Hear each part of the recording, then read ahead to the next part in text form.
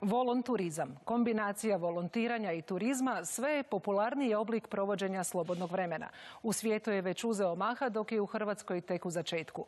Uz nautički turizam smatra se jednom od najbrže rastućih turističkih grana, čiju važnost uz udruge civilnog društva sve više prepoznaju hotelijeri i putničke agencije. Dubravka Žiljak. Upoznati novu zemlju, ljude, jezik i običaja, pritom raditi nešto korisno, bio je glavni razlog dolaska volontera na otok Murter.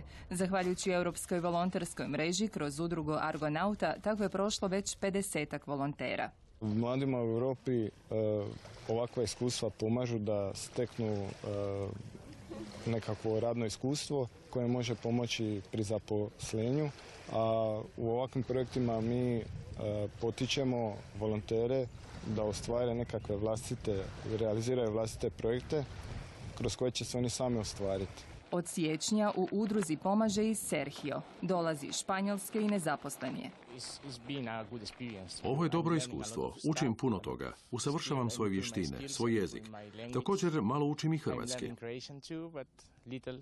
Iz Poljske je stigla Malgoršata, po struci oceanografkinja. Ovo sam izabrala jer je to za mene zaista dobra mogućnost da živim i radim u inozemstvu. Smještaj, džeparac i hrana pokriveni su im novcem iz Europske unije. Zato će kroz svoj jednogodišnji boravak na Murteru pomagati udruzi Argonauta, koja se već 10 godina bavi zaštitom prirode i okoliša te promicanjem održivog razvoja. U posljednjih godina organizirali smo i proveli brojne volonterske akcije. Ponekad je odaziv turista i gostiju bio veći nego lokalaca, jer postoji jedan taj trend da turisti na aktivan način koriste svoj odmor i kroz te volonterske akcije na autentičan način mogu upoznati kulturu kraja. Ovoga puta obnavljaju Suhozide. Nastojimo sve naše aktivnosti smjestiti izvan glavne sezone i povezujemo znači taj naš još neiskorišteni biser Kolentum sa volonterizmom.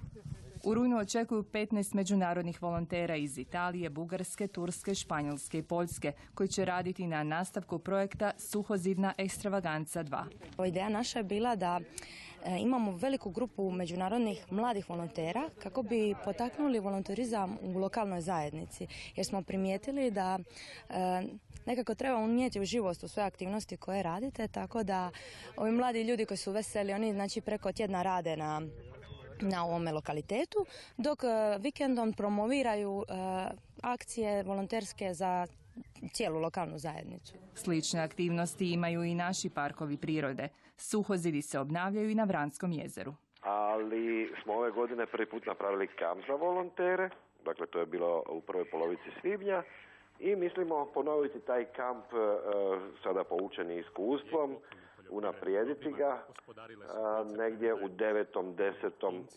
ili 9. dakle u rujnu ili listopadu ove godine.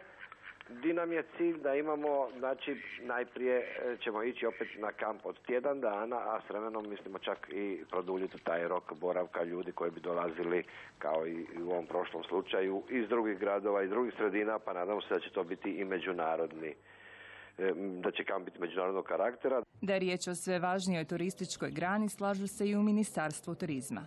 Vjerujemo da će se i u Hrvatskoj ovaj oblik turizma, s obzirom na trendove, s obzirom na ekološku osviješćenost modernog turiste, razvijati i dalje, da će rast i vjerujemo da će zaista pridonijeti onome što smo i našim strateškim dokumentom predvidjeli, dakle razvoj turizma na prostoru cijele Republike Hrvatske, ali i razvoj turizma u onom nevršlom dijelu naše turističke godine, dakle kada govorimo o onom van i podsezonskom dijelu. Ovakav način provođenja odmora sve više privlači strane i domaće turiste koji traže raznolikost ponude, kreativnost i mogućnost učenja.